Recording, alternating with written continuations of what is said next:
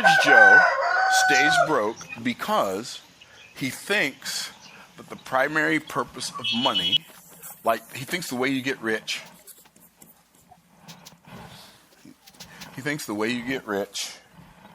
is cash accumulation. And so because, this is, by the way, this is what they taught us to do. Think about it. When you first started learning about money, what did they teach you to do with money? Come on, talk to me, somebody. Save it. You save it. So you save money. And by the way, rich people know that saving money is not a good idea. Right? You don't, saving money, when you're saving money, you're saving something that's becoming worth less over time. If nothing hits it but inflation, is becoming worth less over time, right? So you think of it as I want to have this big pool of money that I can go back and keep looking at, and as long as it's getting bigger, I'm getting richer. Well, I mean, that's okay, but it's better if you're not doing that. Okay? So, but what if, instead of you viewing money as a pool to be viewed, instead of envisioning wealth as a big pool of money to be viewed, what if you looked at it as a tool to be used? So this is cash accumulation, right? And that's what most people think is wealth. But I submit to you, I would rather, I'm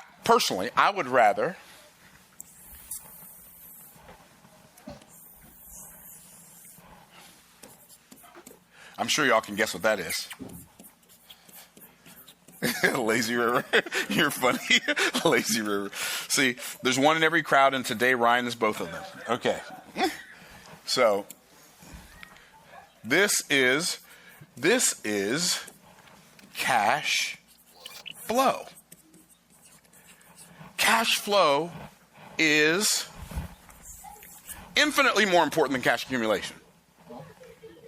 I would rather have like massive cash flow and small cash accumulation, or none, than massive cash accumulation, no cash flow, or small cash flow. I would rather have massive cash flow. Now, if I could, this is such a cool concept. It's a cool concept because when you think about bodies of water, right? Or when I think about bodies of water, I think about a couple of different types of bodies of water. So we went to Israel a couple of times. I think we went in 2019. We went again in 2020, right? So one of the coolest things is when we went to Israel is like towards the end of our trip, we went down to the Dead Sea. And we stayed in, we didn't stay in the David Hotel the first time. We stayed in David Hotel. I don't remember the hotel we stayed in. But what's really cool is when you stay at the Dead Sea, a lot of the hotels there, they have water that they pipe in from the Dead Sea into their pool, in their indoor pool. And it's like a flotation tank, right? So you can get in a swimming pool, and it's not a swimming pool. You can get in this floating pool, and you float. And when you get out, you just feel so invigorated from all the minerals. Okay, but nothing can live in the Dead Sea. Why it's interesting. So the Dead Sea in Israel is at the south. The sea at the north is the Sea of what? The Sea of Galilee. And there's a river that connects them. What's the river? The Jordan River. Okay, stuff lives in the Sea of Galilee. We know that because the apostles were fishing in the Sea of Galilee, right? Stuff can live in the Jordan River, but nothing can live in the Dead Sea. Isn't that fascinating? Or am I just easily fascinated? Okay, probably a little bit of both. Okay, so why can't things live in the Dead Sea? Because the Dead Sea has inlets, but no outlets. And that's why it's the Dead Sea. And I promise you, if your money has inlets and no outlets, your money is going to turn into a Dead Sea of cash accumulation. And I know a lot of people who have big cash accumulation, small cash flow, and they struggle financially.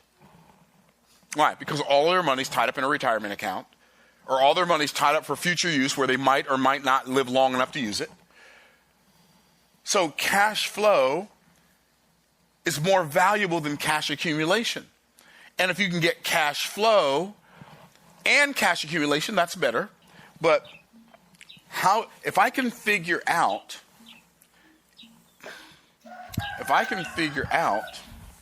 how to have my cash keep flowing long after I'm gone, like I'm gone. Eventually, one of the things we all have in common is we're going to die. Either you're going to come to my funeral or I'm going to come to yours. Or you're going to find out about my funeral or I'm going to find out about yours, right? That's how it works. Like you just live long enough, everybody that you know, either you're going to their funeral or they're coming to yours, right? But at least they're going to find out about it. Okay. Well, long after I'm gone, my objective is to have cash perpetuation.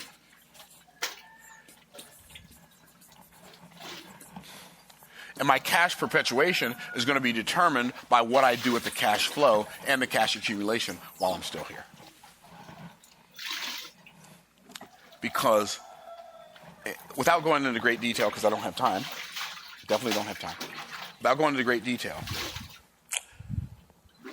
legacy wealth is not an amount of money.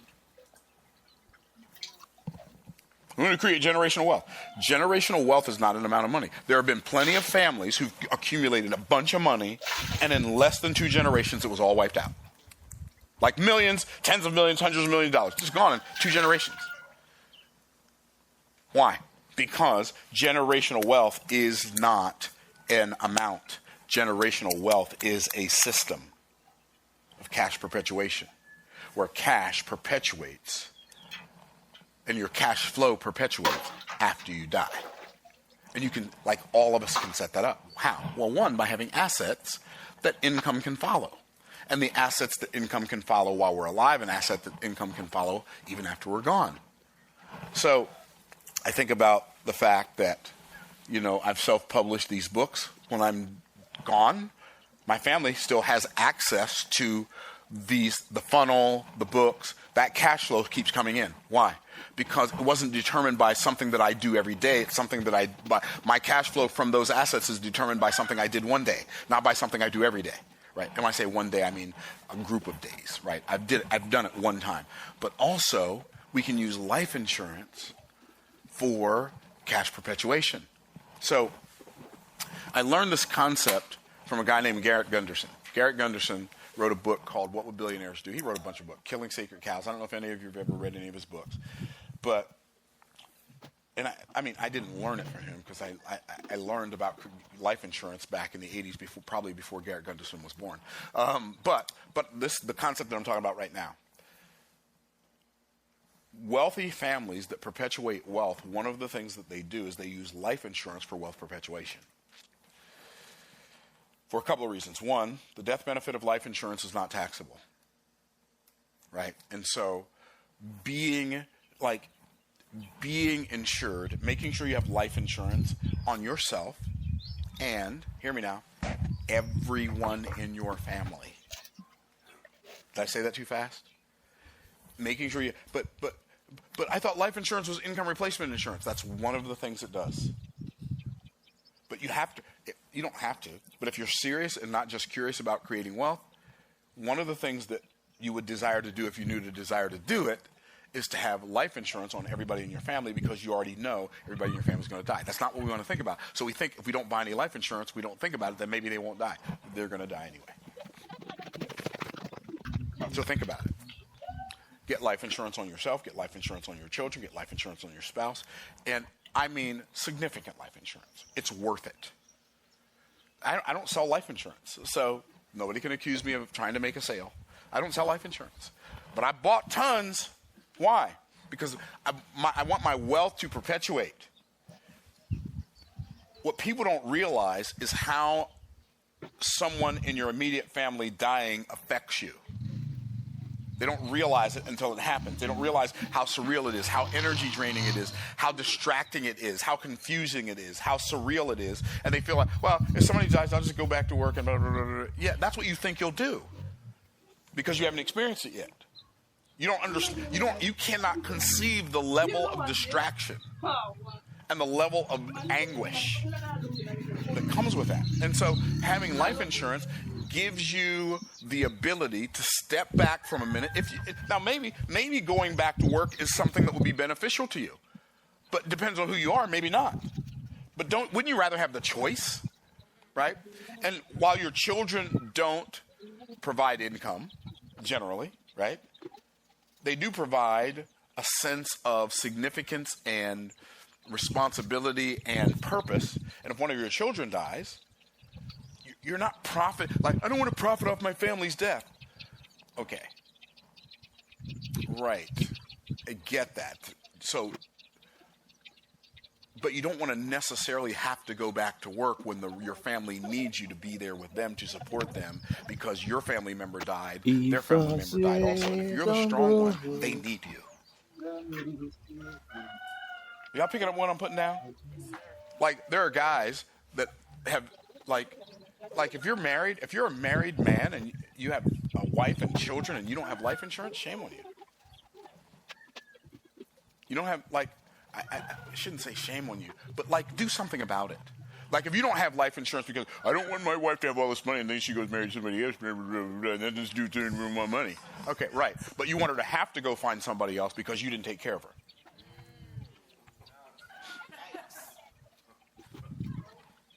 Did I come out swinging too hard? Right. Well, my wife doesn't generate any money, so I don't need life insurance on her. Right. So you're going to leave your children at home and go back to work when their mom dies because you can't stay home with them and encourage them and strengthen them and bless them with your presence in the hardest time in their life because you didn't have enough foresight to have life insurance. All I'm saying is let's stop pretending that we're not going to die. And let's act like the clock is ticking and we're all expiring. And if you will set up your life where you prioritize this as step one, this is step one, this is step two, and this is step three, then you can create generational wealth. This is Wealth Building 101. Let me say this, though. And I'll talk more about this in another video. How much cash flow you create, how much money you accumulate doesn't determine how wealthy you are. Wealth is not money. I did a whole video on this already. I forgot about that. I did a whole video on this already called Wealth is Not Money. Or Money is Not Wealth. Money is not wealth. What is wealth? Wealth is your ability. Whose ability? Everybody tap yourself on the chest. Say, my ability. Wealth is your ability to create value for someone other than yourself. That's wealth. And when you can create value for someone other than yourself, you're wealthy. And when you can't create value for someone other than yourself, you're not wealthy. So this is my Wealth Building 101 video. Hopefully it'll help you in some way, shape, or form to make a decision to increase your cash flow and your and prepare your cash perpetuation. So eventually when you accumulate a bunch of cash, it's not flushed down. So, by the way, let me say this. When I talk about cash perpetuation, it's not enough just to have life insurance and just to have assets. You have to raise up children who you teach to be financially literate, who understand these principles, so that when you die, they don't decimate the wealth, they perpetuate the wealth.